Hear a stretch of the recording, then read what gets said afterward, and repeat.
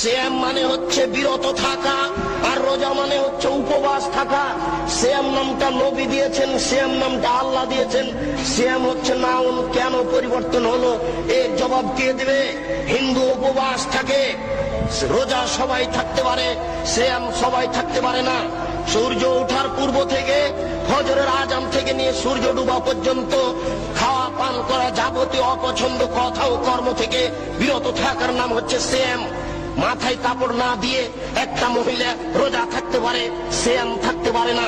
যাবতীয় অপছন্দ কথা ও কর্ম থেকে বিরত থাকার নাম হচ্ছে সিয়াম।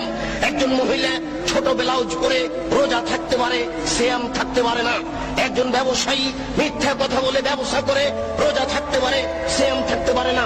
সিয়াম মানে হচ্ছে বিরত থাকা, আর রোজা মানে হচ্ছে উপবাস থাকা। ঘুম থেকে উঠে সকালে দাড়ি চাঁচার পরে বাজারে যাবে, এই ছেলে রোজা থাকতে পারে, সিয়াম থাকতে পারে না।